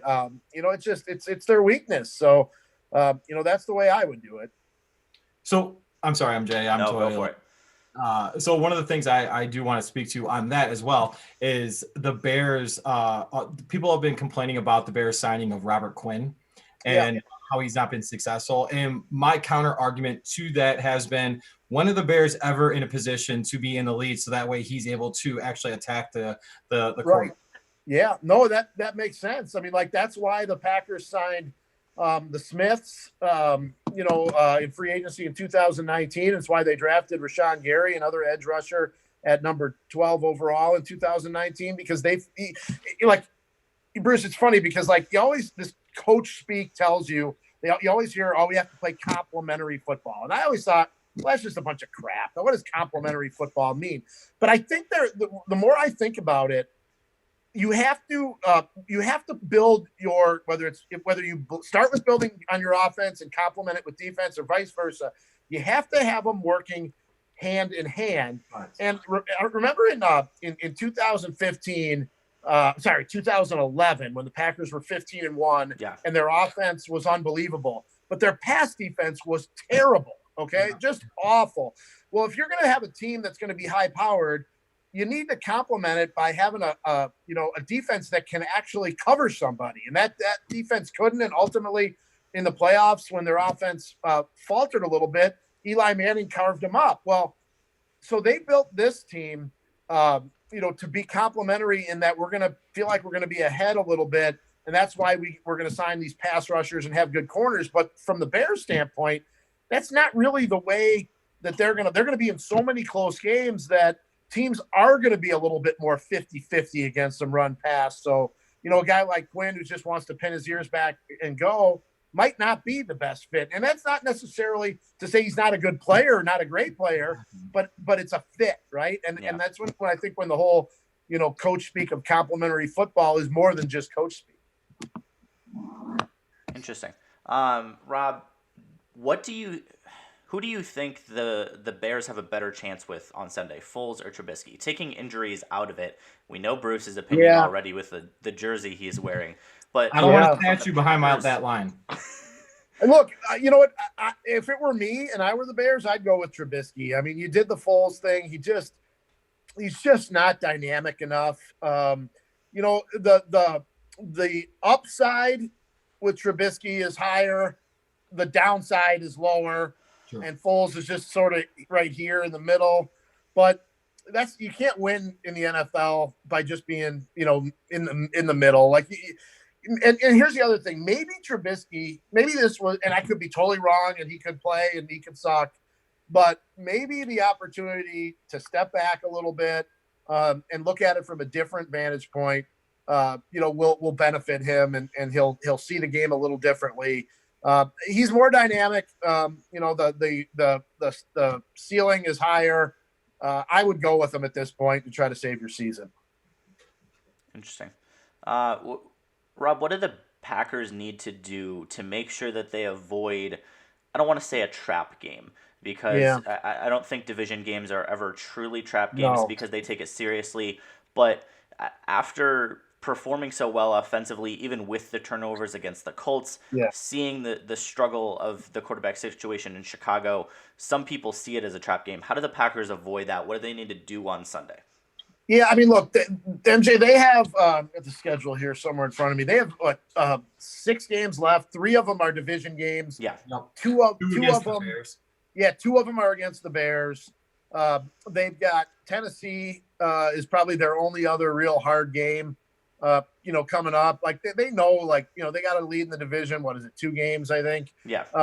It's just you're once. I always feel like once you get to Thanksgiving week, man, that's the stretch run of the NFL. And if you're not ready to play, then you've got some issues. The other thing I think is going to be interesting is the last 2 home games, the atmosphere. I mean, they're not having fans. They haven't had fans. That's is what it is. But it's just been the Vikings game and the Jaguars game here. It's just felt really drab and emotionless. Yeah. And, LaFleur and Rodgers after the Jaguars game both basically said, our energy stunk. We've got to bring something else. Rodgers even went so far as to say that they should still play, the roll out the barrel, do the beer bottle races on the Jumbotron, just to get the players a little bit amped up. And when I saw Robert Tonyan, score his touchdown against the Colts last week and comes to the sidelines, and he basically tackled LaFleur. There's a conscious effort now to bring energy because they have to have it. They have to manufacture it themselves. And I think they know, I think that maybe it was good for them to have a couple of dull, drab games because, they know that they've got to step it up in terms of the energy. And the last time there was any real feel in the stadium was a night game, the Monday night game against the Falcons. It felt like an event. I think the fact that this is a Sunday night game, under the lights and all that, even though it's still a mostly empty stadium, they are going to have 500 people in it of employees and their families, but that's not going to make a difference. They know that the feeling from the sideline has to be different. So, for that whole, the whole trap game thing, I don't think it's going to play a factor right now. That's fair. So Rob, I know I want to respect your time and you don't have much left. So I have a question. Yeah, we got Matt LaFleur coming up here in about 5 minutes on a Zoom call. Perfect. We will not keep you more than that. We let that off, man. I let me tell you something. No. But no, the question I have, and then I know Bruce has a Thanksgiving question for you. How has it been, just like you said, Zoom calls, all of that, covering football in a different format? How is that? Yeah, I'm sitting here in I'm at Lambeau Field right now, sitting in my office. It's a very small little media office. And ordinarily I'd be ready to walk downstairs to the media auditorium, take my seat in the in the press conference room and ask questions, and there's none of that. And in fact, interesting that you asked that, MJ, because this is the last week that media is even allowed in these offices, and in practice they've tightened the protocols even more. So no more, like today and tomorrow are the last times I'll be able to see practice indoors. If they're outside, I can still do it, but for the rest of the way, it's even more restrictive than it had been the first 12 weeks of the season. Wow. It's funny because I actually have 3 questions. As crazy as that sounds, it'll be quick though. I promise. It'll be quick. I promise. All right. So first one. Can I get a score prediction from you, Rob? I think I went. It should publish today on ESPN. I think I went 27-17 Packers, something like that. Okay. Second question, is there a chance that you could talk to your boy Jeff about coming on our little yeah. He's the best. He's the best. He's a good dude every time. By the way, compliments to you. I heard you yesterday on ESPN with Waddle and Sylvie. Yeah. So great job as always, by the way. Thank you. But last question for you, and then we'll let you go. Favorite Thanksgiving go-to food that you're gonna have today, brother? So I ordered pizza last night and have leftovers for today that I'm going to eat for lunch right here in Lambeau. Mm-hmm. And I will tell you this, we are making a Thanksgiving meal at home, but I will enjoy my pizza more than the Thanksgiving. I'm not big on Thanksgiving. No. I never complain if the Packers have to play on Thanksgiving. Okay. So because it's not, it's just not my favorite food. I love food. And I will tell you this, if you gave me a choice of Lou Malnati's deep dish pizza over turkey, I would take the Lou Mel's every day of the week, including Thanksgiving. That's okay, and that's fair.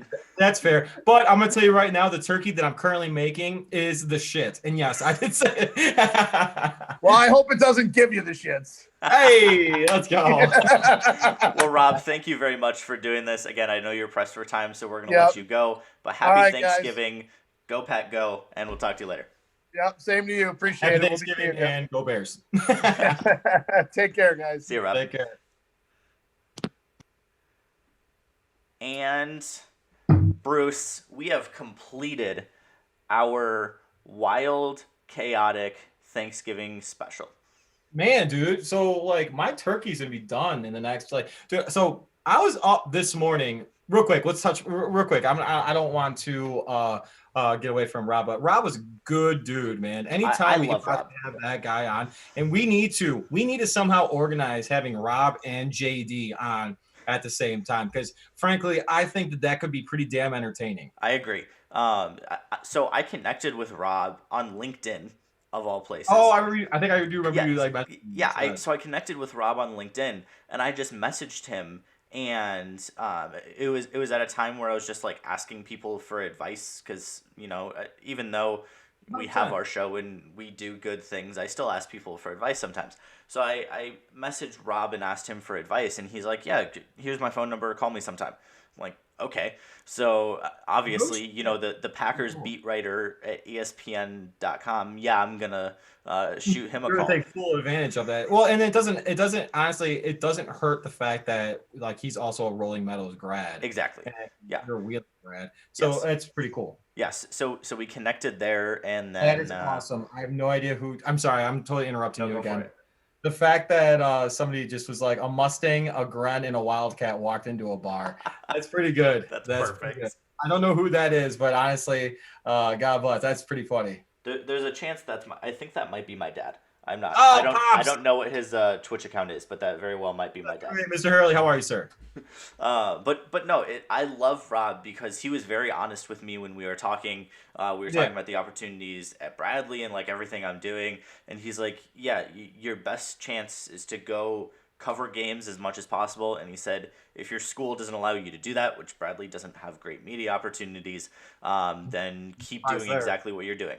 So we're here now, and very thankful to have Rob on the show. He has an amazing personality, obviously great at what he is doing. 100%. So do we we had what, 10 minutes left, huh? Yes. So do we go real quick outside to show what the turkey looks like? Do it. Let's go. All right, hold on. You're gonna have to talk. You're gonna have to ramble for a second. What do I ramble about this time? Hold on, I don't know. Any rants anyone in the chat wants? Because I am more than happy to go on a tangent. I mean, to be honest, I think that's all I do. Somehow I'm still doing this with you. And the fact that people say that you seem like you've gone to school for this. Who said that? Who? Right? All right, hold on. Did you forget? Okay, there we go. I'm gonna mute you. That's a good idea.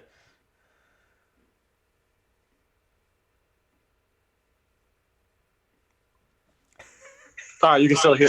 Oh.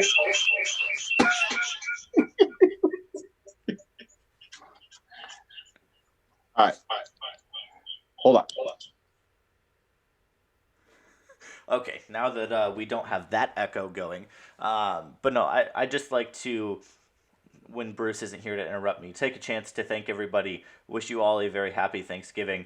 We appreciate you watching. We're still going to have a couple predictions here at the end of the show. Bruce is going to show us his updated turkey time. But no, the fact that we have grown this much since May and had the ability to have 4 amazing NFL writers on the show today, and just really be able to do things that I don't think Bruce and I ever really thought we'd be doing from 9 to 11 a.m. on a Thanksgiving morning. So hopefully we've been able to provide some good entertainment for you while you're preparing your meals this morning, whatever you may be doing. We will have kickoff at 11:30, I believe is when the NFL game starts. I believe that is the Lions and the Texans. Not exactly the inspiring games we've been hoping for on Thanksgiving. But most importantly, hopefully you can be with your family as much as possible, even under COVID times.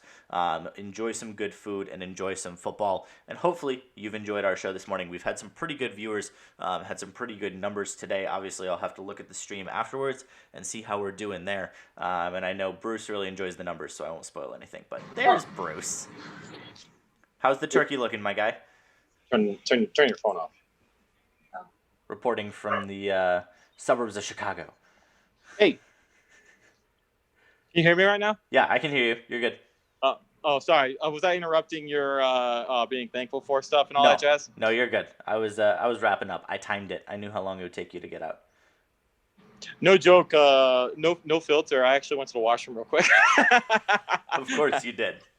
All right. So real quick, before we go into me showing my amazing turkeyness, yes, I'm going to say the same thing that you just said, but reiterate it. Totally thankful for the opportunity to do this. Thank you to you too, MJ, for be willing to let me make an ass out of myself with you with this. Honored, very happy, proud of you too.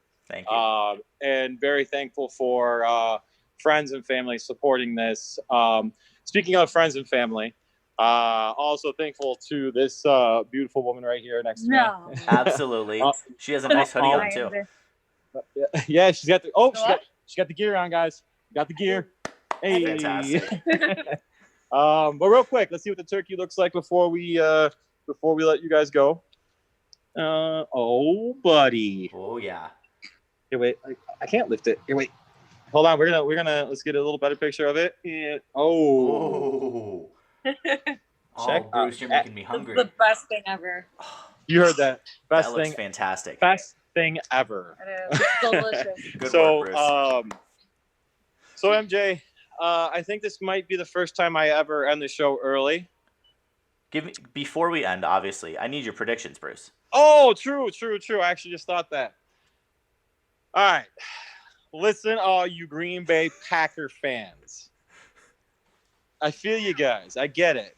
I understand the reason why you guys think that the Packers are going to beat the Chicago Bears. And frankly, if I was picking with my head, I would pick the Green Bay Packers. But we have the return of the truth. Mitchell Trubisky. No more fool's gold. So that being said, the final score to this game will be. Oh, we're frozen. A little bit. We're frozen. It's okay. I can hear you. Wait, I we're just can't frozen. see you. Are we still frozen, MJ? Your video's frozen. I can hear you though. Oh, there we go. Hey, there we go. It was a Packer fan. I must have messed up my stuff. But Whatever. I will say the winner of this game is going to be picking with my heart and my truth, Bisky Field. The Bears will win this game 24-21. Okay. I'll give you that. I'll give you that. I'll give you that. Let's be honest. Again, the same way I said last week I wouldn't be surprised if the Packers lost. I would not be surprised again. It'll be a game-winning drive by Trubisky to win the game. I don't know about that. Ooh. Neither do I, but I just want to be that guy. But I actually think Rob's prediction of Bears getting out to an early lead is more likely. But let's hold. Yeah, let's hold. But no, Bruce, we will let the good people go. We will let you go. Yes. We will end the show. Any last words to our viewers before we take off here? Happy Thanksgiving to everybody. Enjoy your Thanksgiving. If you have an opportunity to do so, please talk to families, do the Zoom calls, do all that jazz with family. Be safe, be thankful, be grateful, and thank you guys so much for giving us the opportunity to entertain you with very amateur sports talk. Absolutely. Amen to everything Bruce said. You guys have a wonderful day, and we will be back at it again next Thursday evening. Yes, sir.